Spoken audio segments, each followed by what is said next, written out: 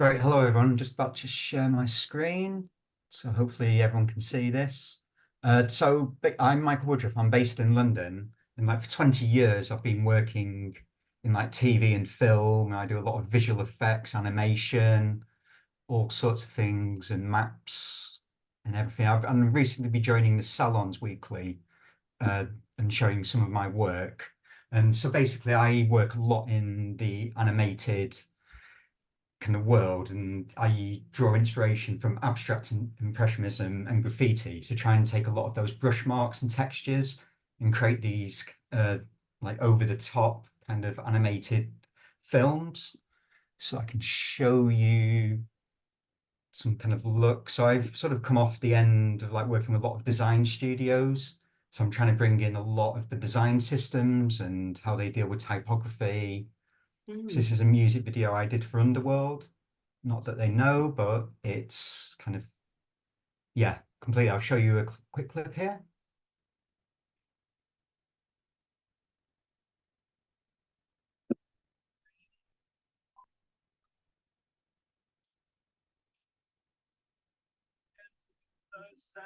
Light is crossing the sky, flicking, the indicator sees, blacking the world down, peace, peace. It's in the distance, it's coming, spreading, and flow, flow, flow. Don't forget the Lord.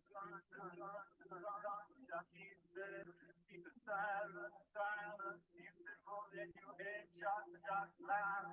A horn, a horn, a horn. Just the silence of the mouth. The phone gets sunny, sunny, sunny. In the morning, it's bright on all the time. There we go. So I create this like rapidly shifting imagery and trying to bring in all those kind of like base down what the expression is about, all those forms and shapes, like trying to elicit emotion and put them in. And at the moment, I'm working in a few different areas. So the first one I have is like, I call it like machine textures. So I'll go through these quickly because I've got quite a lot. So I'm just taking that inspiration from a lot of the abstract impressionists and trying to create kind of things, whether it be like using color as like Rothko would have used, or like in Jackson Pollock with a lot of energy and the action side of it. So I'm taking all of these like scanned, like real brush strokes, textures, and things I built up over the years, and trying to, does it elicit any emotion in me? Is this, am I happy with this? I'm trying to push. I'm trying to, like my kind of mantra is like the screens are, we've got so much digital screens now, but they're put with branding and advertising. And I'm trying to bring in a bit of joy, and we have like a responsibility to put nice stuff on these screens and, make pretty nice stuff. And I had this piece recently in an exhibition. So it's kind of quite meditative. I'm drawing on a lot of like a lot of those marks, like graphic design systems and structures, and I'm trying to put it with like dance music. And I'll show you some more kind of, I'm trying to riff on with what's happening in the tech world and the plugins and software we use, a lot of the AI, how it's all generated and controlled, and being quite, rather than just relying and just creating like a demo scene, trying to really push and eke out and, just make something that I'm sort of happy with. And so I've got one of these things here. So this is a nice triptych. I was thinking about the color, the kind of form. It's easy to see in black and white, and just how, these will sort of be viewed out.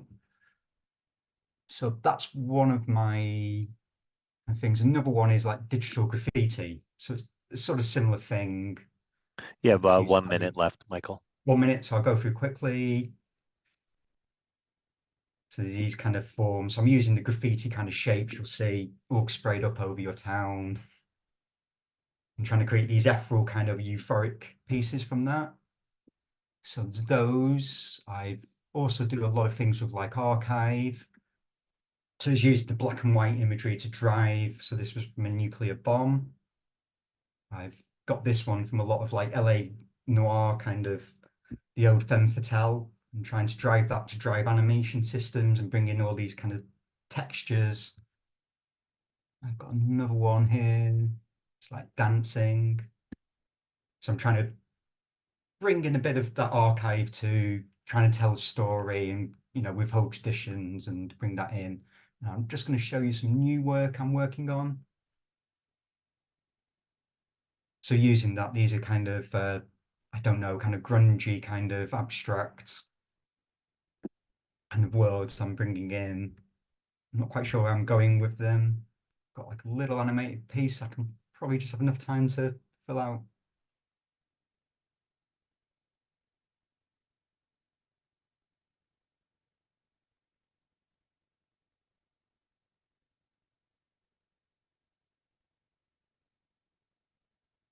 So trying to be a bit more meditative and quiet with this one rather than over the top and full on.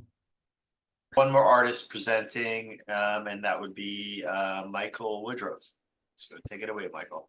Hi, Colin. Thanks. Yeah, I hadn't planned to present, but I know you'd mentioned the abstract expressionists, and that was like one of my first when I sort of think I can do what I do and be an artist.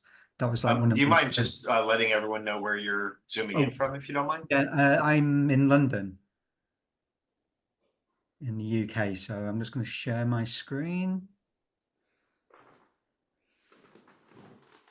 So I hope you can see my screen. But anyone, I've been doing the Tuesday salons, which have been great, and obviously can see my work, and I work in these animated kind of things, taking a lot of the abstract expressionists and lots of different influences from lots of different things I've done in my career.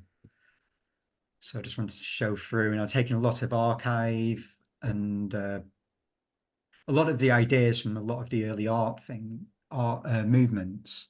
So if I just go through and, as you mentioned, the abstract expressionists, I always thought it'd be great to bring uh, a kind of motion. There's so much energy in those paintings and so many layers and understanding and stories behind it.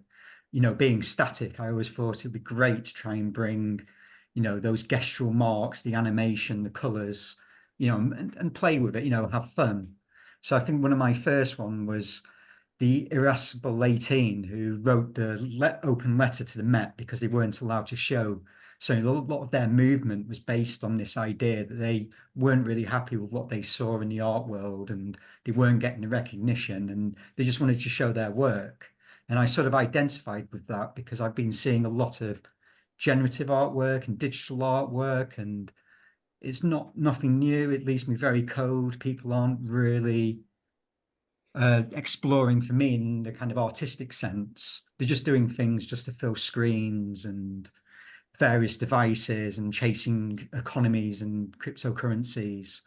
So, I always look back and just think, the action paintings of Jackson Pollock, just all the energy with that, and obviously the Rothko, the colors, the kind of, what these images, sort of the immersiveness of these images. And I played with them and adding them all together and trying to create animated collages. But I'm always going back to exploring some of these artists. Some I know a lot, some like Hans Hoffman I don't really know much about. But having a look at the gestural marks and going in really close and having a look at the paint and how the colors and the splotches, and decompressing them and then trying to bring them to life. So that's an ongoing series that I've been sort of going back and forth on. But then when we talked about inspiration, I started with a mentor and said, "Oh, put some artists you like together." And there's lots of artists since I've sort of followed and kind of thing, but there's lots of various in my professional career that I've done. So I just wanted to quickly go through so many things here, but a lot of my influences are things like the graffiti artists who share a lot of, I think, similarities with the abstract expressionists, all these kind of mark makings, flows, the ink, the process, you can see how the time taken to make a lot of these images they create. There's just a few here. But for me, these were like one of the art school, seeing these graffiti artists, they could use any canvas and throw their ideas up. It wasn't just limited to the art studio. So they were really inspiring. And obviously, because I work a lot in video, seeing when I first moved to London, Bill Viola had a great retrospective. So obviously his work's been very influential, and people like Richard Moss and Marco Brambilla, who I've seen his work, and Carl Aganis, they're playing with the video format and using lots of techniques, which is very influential. And also the first thing I started on was really photography, and obviously people like Ansel Adams, Dean Belcher, who works quite a lot in club culture, and obviously Gregory Crewdson and Jeff Wall, who I saw retrospectives of as well in London. And, they're massive cinematic kind of images, and opened my eyes up to really what art really was. Also, as well, that feeds into what I sort of do because of being graphic designer as well, of like design studios. There's two really influential ones from London, Tomato and the Designers Republic, who were they were inspired by like Cubism and Soviet graphics, like the Designers Republic, and Tomato with more the abstract expressionists. And you can see a lot, just looking through some of these images here, you can probably tell some of the, the influences, but they were very, they weren't political, but they're all very political and, working in the public sphere. So they were a massive influence on me when I was learning. But like modern artists as well, like people like Daniel Richter, who creates these, I can't really describe them in words. They're very visually over the top, kind of very in your face pictures, but you hark back to those abstract expressionists and graffiti making. And, I find these very, very influential in the work I do. And it's just a few more there. And there's Matt Desore, and so I'm near the end here. And finally, I think something is like the collage artists. So it's a great book I got recently. And, it's just it's very abstract, very graphic, and, it's playing with all these textures and images, they're all found and archived.